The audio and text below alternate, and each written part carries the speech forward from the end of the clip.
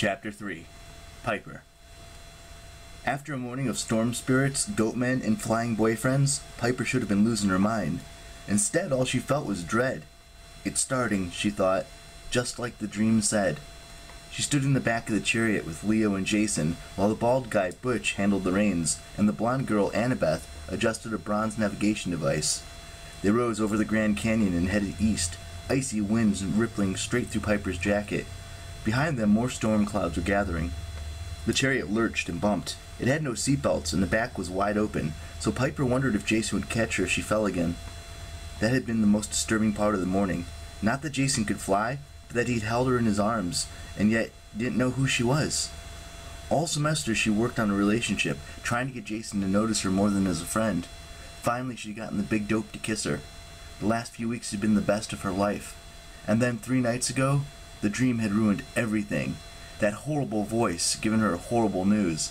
She hadn't told anyone about it, not even Jason. Now she didn't even have him.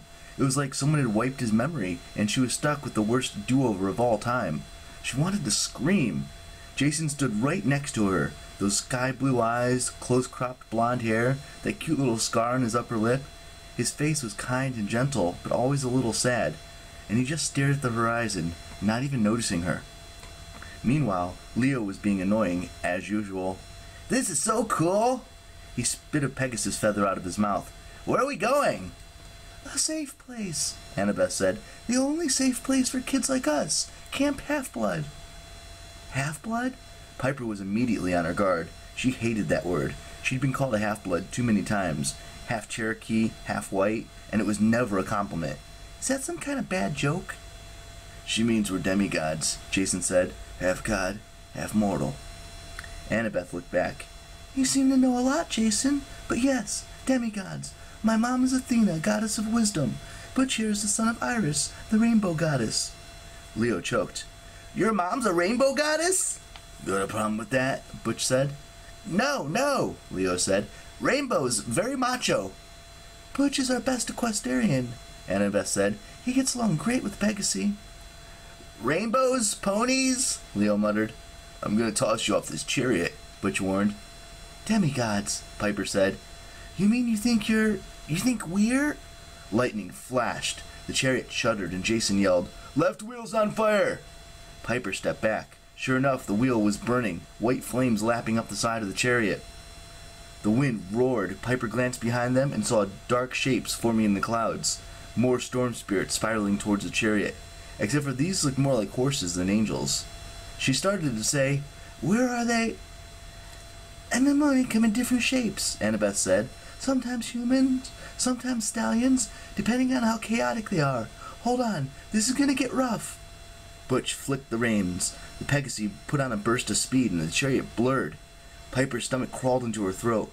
Her vision went black, and when it came back to normal, they were in a totally different space. A cold gray ocean stretched out to the left. Snow-covered fields, roads, and forests spread out to the right. Directly below them was a green valley, like an island of springtime rimmed with snowy hills on 3 sides, and water to the north. Piper saw a cluster of buildings like ancient Greek temples, a big blue mansion, ball courts, a lake, and a climbing wall that seemed to be on fire. But before she could really process all she was seeing, the wheels came off and the chariot dropped out of the sky.